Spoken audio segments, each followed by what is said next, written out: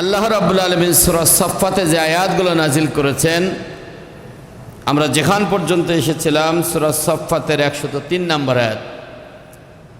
আল্লাহ রাব্বুল আলামিন ওই আয়াতে কারিমায় বলছেন, পিতা পুত্র উভয়েই যখন রাজি হয়ে গেল, অর্থাৎ পিতা সন্তানকে আল্লাহর রাহে কুরবান করার জন্য প্রস্তুত হয়ে গেলেন এবং সন্তান আল্লাহর রাহে নিজের জীবনকে কুরবান করার জন্য যখন প্রস্তুত হয়ে গেলেন, আল্লাহ রাব্বুল আলামিন তখন সূরা সাফফাতের 4 নম্বর আয়াত নাজিল করে আল্লাহ রাব্বুল আলামিন বলছেন, ওয়ানাদাইনাহু আইয়া ইব্রাহিম, হে ইব্রাহিম, আমি তাকে ডাক দিলাম এবং ইব্রাহিম আলাইহিস সালামকে বললাম, কি বললাম? আল্লাহ রাব্বুল আলামিন বলেন, কদ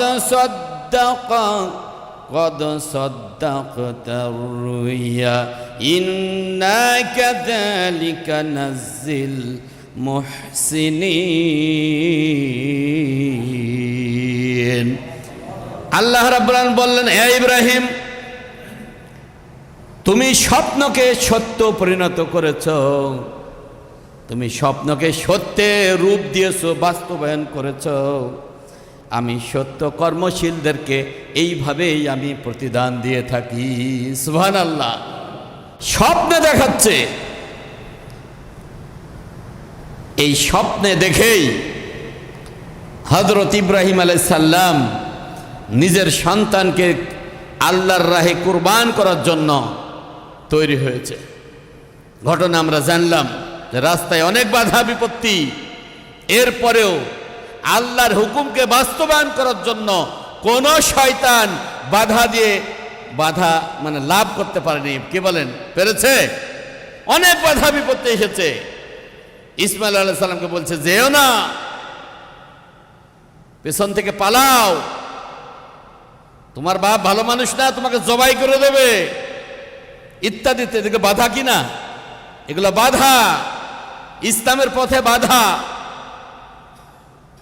ইসমাইল আলাইহিস সালাম বলেছে, না, আল্লাহ যদি খুশি হয় আমার জান কুরবান হয়ে যাক। সুবহানাল্লাহ। আমরা খালি কুরবানি জবাই করি আর গোশত খাই, কিন্তু কুরবানের ভিতরে কি আছে? আল্লাহ কেন কুরবানিকে এভাবে ওয়াজিব করলেন, সেটা আমাদের দিলের ভিতরে সাড়া জাগে না, আমাদের দিলের ভিতরে নাই।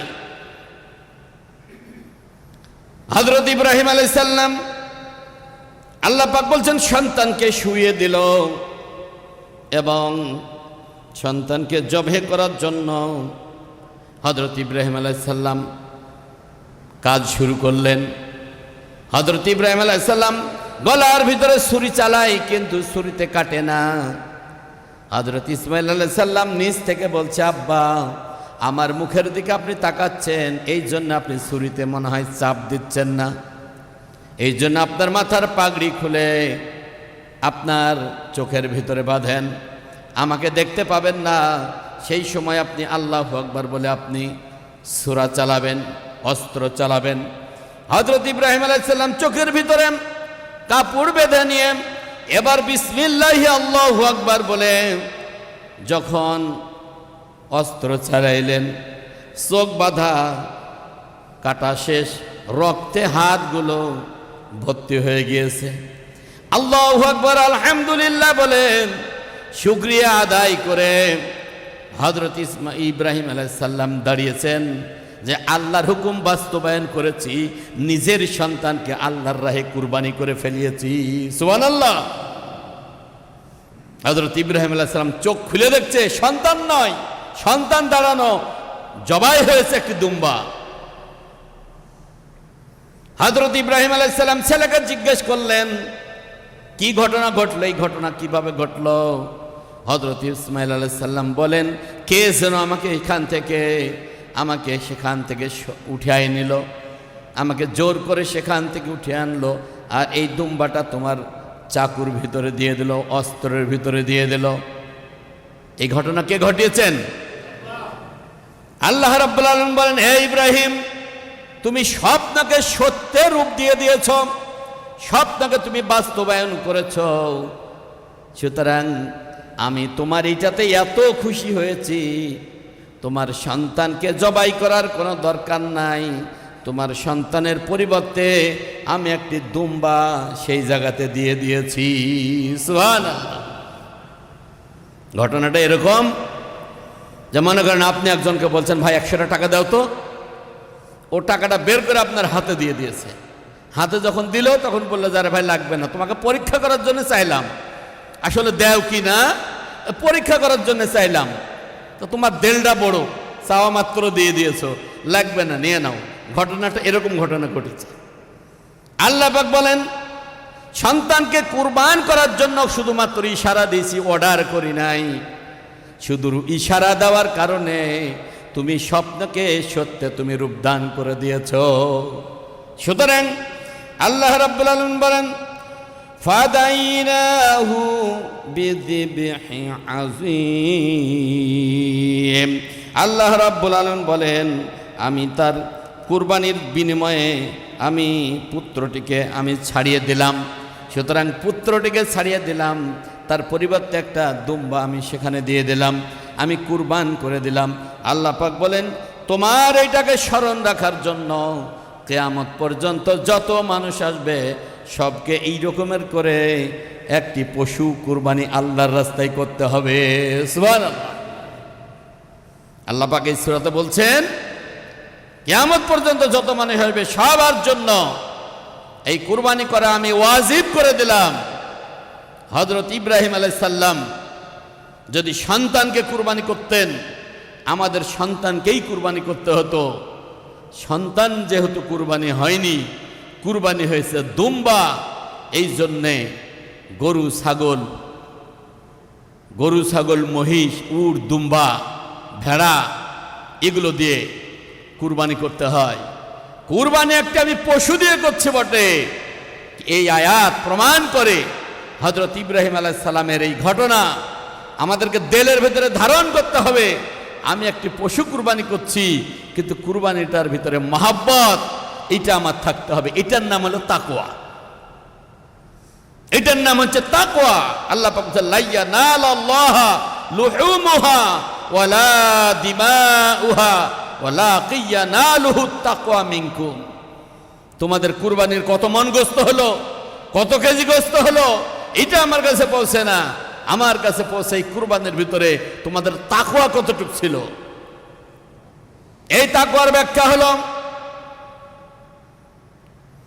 আপনি যদি চায়ের স্টলে জিজ্ঞেস করছেন, ভাই এবার কুরবানি কি দিলা, ও বলছে, ভাই কুরবানি তো দিতাম না, হাতের অবস্থা খারাপ, কিন্তু ঈদের দিনে জামাইজি আসবে, বেটা বেটি চায়ে থাকবে, না দিলেই কেমন হয়, এই জন্য একটা ছোট মোটো দিলাম আর কি, এরকম বলে না?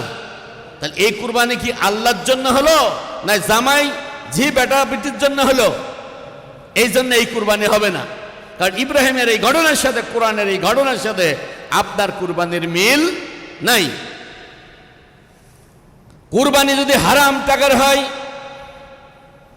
আপনার কুরবানি হবে না। কুরবানি হইতে হবে হালাল টাকার। আপনি হারাম টাকা কামিয়ে যত বড়ই কুরবানি দেন না কেন, ওই কুরবানির ভিতরে তাকওয়া থাকবে না। আল্লাহ, ওই তাকওয়া না থাকলে আল্লাহর দরবারে কুরবানি কবুল হবে না। আল্লাহ রাব্বুল আলামিন এইভাবে কুরবানি, গোস্ত খাওয়া হালাল, তাই বলে নিয়াত গোস্ত খাওয়া করা যাবে না। গোস্ত খাওয়া হালাল, তবে কুরবানিটা দিতে হবে আল্লাহর জন্য, আল্লাহর রাহে। আল্লাহ রাব্বুল আলামিন বলছেন, কুল ইন্না সালাতি ওয়া নুসুকি ওয়া মাহইয়ায়া ওয়া মামাতি লিল্লাহি রাব্বিল আলামিন। আমরা কুরবানি জবাই সময় এই দোয়া বলি, এটা কোরআনের আয়াত। এই দোয়া বলে কুরবানি জবাই করবেন। এর আগে পিছার অনেক আছে, তবে এই আয়াতটা যেন থাকে। এই আয়াতে আমি কি বলছি? আল্লাহ পাক বলছেন, বলুন আমার নামাজ, আমার কুরবানি, আমার জীবন, আমার মরণ সব কিছু হবে আল্লাহর জন্য। কার জন্য? আল্লাহর জন্য। কুরবানি হতে হবে আল্লাহর জন্য। এই কুরবানি থেকে শিক্ষা, আমি একটি পশু জবাই করছি, কুরবানি করছি, কিন্তু দ্বীনের জন্য, ইসলামের জন্য যদি নিজের জীবনকেও কুরবান করে দিতে হয়, তাতেও আমাকে প্রস্তুত থাকতে হবে। তাইলে বুঝতে হবে কুরবানির ভিতরে তাকওয়া আছে।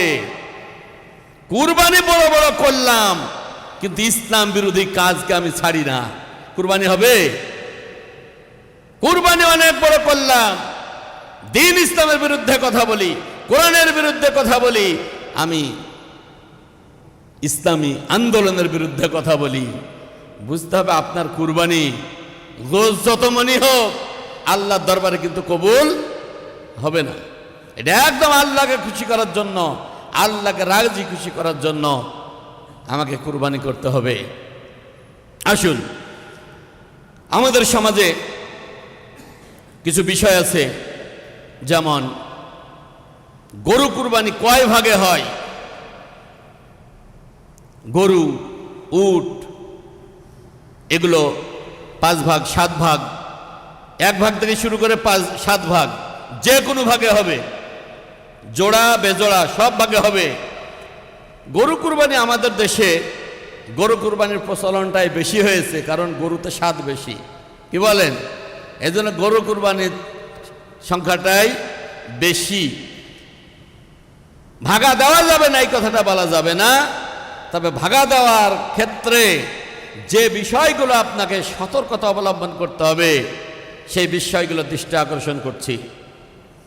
গরু কুরবানি যাদের সঙ্গে আপনি ভাগা আছেন, একজনের যদি হারাম টাকা হয়, গোটা সবার কুরবানি বাতিল হয়ে যাবে। একজনেরটা জান যেহেতু একটা, জবাই হবে একবার, ওই একজনের ভিতরে আপনার টাকা আছে, এই জন্য একজনের টাকা হারাম, তাহলে কিন্তু আপনার কুরবানি বাতিল হয়ে যাবে। আপনার এই কুরবানির ভিতরে যেই কয়জন আছেন, একজনের নিয়াত যদি উল্টাপাল্টা হয়, যে কুরবানি বেটা বেটির জন্য, জামাই ঝি আসবে এই জন্য, ঋণ করে কুরবানি দেওয়া, না, ঋণ করে আপনাকে কুরবানি দিতে হবে না। যারা কুরবানি দেবে তারা আপনাকে গোশত দেবে, তাদের গোশত আপনি খাবেন। এই রকমের যদি হয়, তাহলে কিন্তু আপনার কুরবানি সমস্যা হয়ে যাবে। যাদের সাথে আপনি অংশীদারিত্বে কুরবানি দিচ্ছেন, একজন যদি আল্লাহ বিরোধী হয়, বেনামাজি হয়, তাহলে কিন্তু আপনার কুরবানি হচ্ছে না। আপনি ভালো মানুষ, আপনি নামাজি মানুষ, আপনি দিনদার মানুষ, কিন্তু ওই যে একটা পোশাকে নিয়েছেন, এর ভিতরে এটা অপবিত্রকে এর ভিতরে নিয়েছেন, আপনার কুরবানি গোটা বাতিল হয়ে যাবে, গোটা কুরবানি অপবিত্র হয়ে যাবে। এটা খেয়াল রাখতে হবে। কুরবানির গোশত ভাগাটার ব্যাপারে অনেক সতর্ক থাকতে হবে। 7 যে ভাগ, 5 ভাগ, 4 ভাগ, যে ভাগে আপনি দেন, এই ভাগের ভিতরে ভাগটা হতে হবে অনেক সমান। সে সমান কিসে কিসে?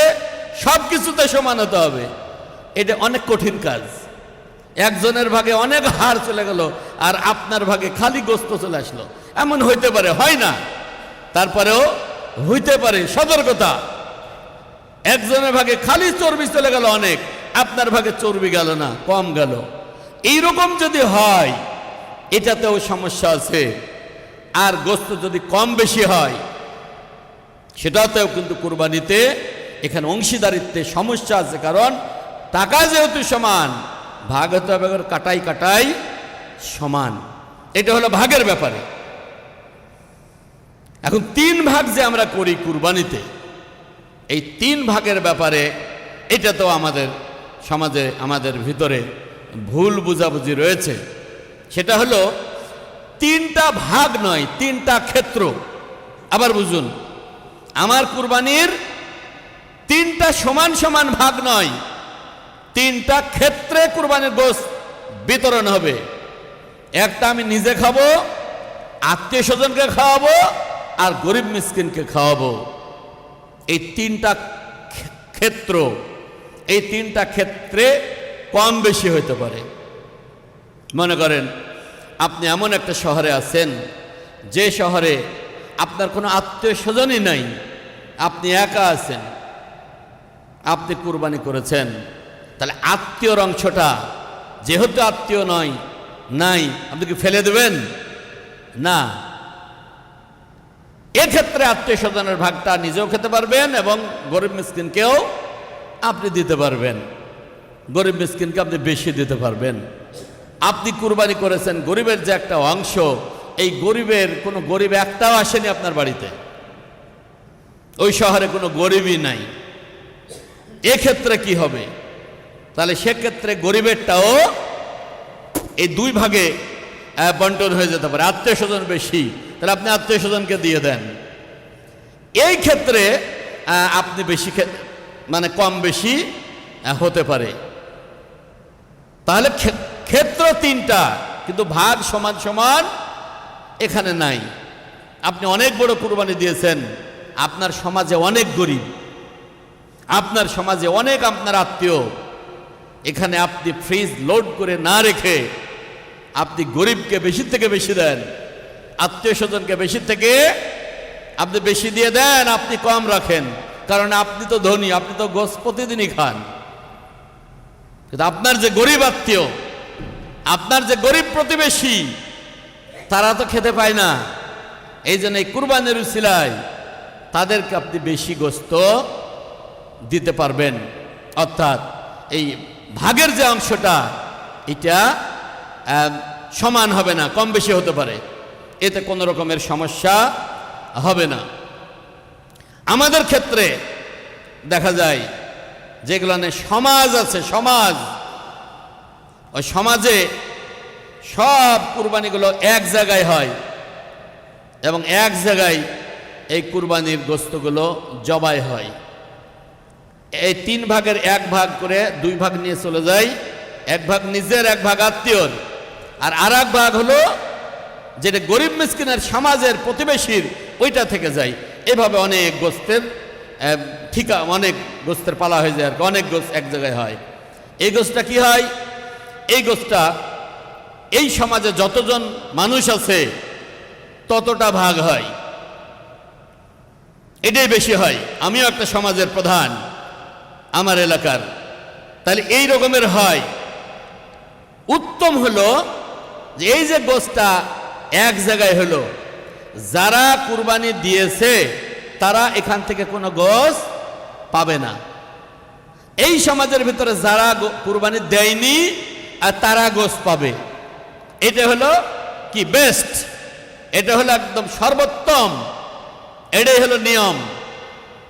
এখন বলে আমরা যে একটুকু ছাগল কুরবানি দিলাম, তা আমাদের চেয়ে তো ওর গোশত বেশি হলো, মানে যে কুরবানি দেয়নি, এরকম অনেকে বলে। যার ফলে কি করে, ওই এইভাবে হয় না, এইটা করতে চায় না। যারা কুরবানি দাতা তারা এটা করতে চায় না। তখন বিকল্প আপনাকে কি করতে হয়?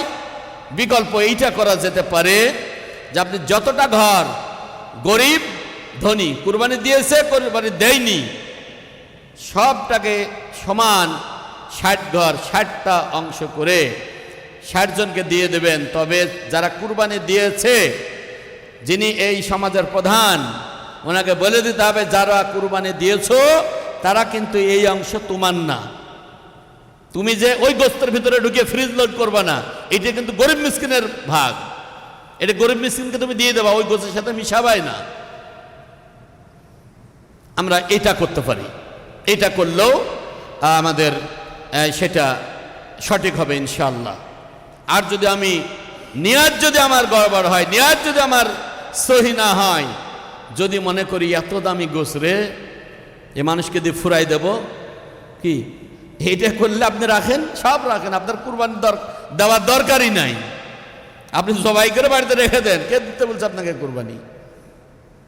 কুরবানি অর্থ আল্লাহ রসুল, আল্লাহ রসুল এই সমাজ কায়েম করেছে, আল্লাহ রসুলের সিস্টেম পদ্ধতি, ইসলামের পদ্ধতি, যে ওই দিন কুরবানি যিনি দেবেন তিনিও যে খুশিতে কুরবানি গোশত খাবেন, যিনি কুরবানি দেবেন না উনিও একইভাবে গোশত খাবেন। আর একটি বিষয় ক্লিয়ার করতে চাই, সেটা হলো যে আমাদেরকে অনেক সময় জিজ্ঞেস করে যে হুজুর আমি 7 ভাগ তো কুরবানি, এই 7 ভাগের 2 ভাগ আমি নেব, 1 ভাগ দেব কুরবানি আর 1 ভাগ দেব আকিকা,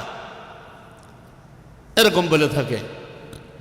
এই ব্যাপারে দেওয়া যাবে এরকম কিছু হালকা ভারী হলেও কোনো কোনো জায়গায় লেখা আছে, যার ফলে আমরা এই সুযোগটা নিচ্ছি। যতজন আমাকে এই কথাটা জিজ্ঞেস করেছে সবকে আমি নিরুৎসাহিত করেছি। আমি বলেছি না, কুরবানির সঙ্গে আপনি আকিকা দেবেন না, কারণ কোরবানি দেওয়া ওয়াজিব, আকিকা কিন্তু ওয়াজিব নয়। কোরবানি হলো এক হুকুম আর আকিকা হলো আর এক হুকুম। কুরবানি দিতে হবে বছরে, এই যে আপনার জিলহজ মাসের 10, 11, 12 তারিখ, এই 3 দিন কুরবানি দেওয়া যায়। আর আকিকা দিতে হবে সন্তানের 7ম দিনে, সন্তান জন্মের 7ম দিনে আপনাকে আকিকা করতে হবে, এটা হলো সুন্নাত। সুতরাং কোথায় আকিকা আর কোথায় আপনার কুরবানি, আপনি আকিকার সঙ্গে আপনি কুরবানি মিশিয়ে দিচ্ছেন। সুতরাং এইটা না করাই ভালো। দ্বিতীয়ত, আপনি কুরবানির দিনে আপনি আকিকার গোশত দিচ্ছেন, আপনি যে আকিকার গোশত মানুষকে দিচ্ছেন, এই দিন আপনার আকিকার গোশতের কোনো ভ্যালিউ থাকবে না। কেন? ওই দিন সবার বাড়িতে গোশত, তা আপনার ছেলেকে কে মনে রাখবে? আপনার ছেলেকে এই দিনে ওই আকিকার একটু গোশত নিয়ে কে দোয়া করবে? বরং আপনি যদি অন্য একদিন দেন, যেই দিন কারো বাড়িতেই গোশত নাই, এই দিন যেদিন আপনি একটা খাসি বা 2টা খাসি আপনি জবাই করে আপনি যখন বাড়িতে গোশত দিলেন, আরে আমি গোশত কিনিনি, এই গোশত কোথায় পেলে? তো অমকের বেটার আকিকা, অমকের বিটির আকিকা, গোশত দিয়েছে। কি আকিকাটা দেওয়া সুন্দর হলো না? হলো না? সুন্দর একটা হলো, ওহো অমকের বেটা না, তো দোয়া আসবে মন থেকে, দোয়া করতে ইচ্ছা করবে। এই জন্যে এই বিষয়টাও আমরা খেয়াল রাখবো ইনশাআল্লাহ। এই যে এতক্ষণ পর্যন্ত আমাদের যে কথাগুলো বলা হলো, আরও অনেক কথা আছে, সব কথাই জুমাতে বলা যাবে এমনটি নয়, নিজেদেরকে পড়ে বুঝে এগুলো জেনে নিতে হবে। এই কুরবানির যতগুলো ঘটনা হলো, কুরবানি আমরা বাংলার জমিনে দিই, সারা পৃথিবীর মানুষ দেয়। এই কুরবানিটা যেই জায়গাটাতে হচ্ছে, মক্কার মিনা নামক স্থানে, যেই জায়গায় হযরত ইব্রাহিম আলাইহিস সালাম এবং ইসমাইল আলাইহিস সালাম যে শোয়াই দিয়েছিলেন এবং যেই জায়গায় কুরবানি করার জন্য এই প্রস্তুতি নিয়েছিলেন, যেই জায়গায় এই দুম্বা কুরবানি হয়েছিল, সেই জায়গাটা এখনো রয়েছে। বলেন সুবহানাল্লাহ। সেই জায়গা দেখার সৌভাগ্য হয়েছে, এই জায়গা দেখেছি স্বচক্ষে। এইটা দিয়ে বুঝাতে চাচ্ছি, আমরা ইসলাম ধর্মের মানুষ, এমন ইসলাম ধর্মের মানুষ, এই কথা আমি বারবার বলি, ইসলাম ধর্ম খালি কাগজে লেখা ধর্ম নয়। ঠিক কিনা বলেন? খালি কাগজে লেখা নয়। পৃথিবীতে একমাত্র ইসলাম ছাড়া যত ধর্ম, সবগুলো হলো কাগজপত্রে লেখা ধর্ম। কাগজ শেষ, ইসলাম শেষ, ওই ধর্ম শেষ। কিন্তু ইসলাম ধর্ম আমরা যা করি সব বাস্তবে ঘটেছে। সেই ইব্রাহিম আলাইহিস সালামের, ইসমাইল আলাইহিস সালামের সেই কুরবানির জায়গা এখনো আছে। হাজী সাহেবরা ওই জায়গাতেই কুরবানি করতে হবে। যত হাজী সাহেব, লাখ লাখ মানুষ যে হজ করতে যাচ্ছে সারা পৃথিবী থেকে, ওই মিনা প্রান্তরে যেখানে ইব্রাহিম আলাইহিস সালাম এবং ইসমাইল আলাইহিস সালাম কুরবানি করেছিল, ওই প্রান্তরে, ওই মাঠেই হাজীদের কুরবানি হয়, হাজীদের কুরবানি হবে। সুতরাং আমাদের ধর্ম, ইসলাম ধর্ম হলো বাস্তব ধর্ম।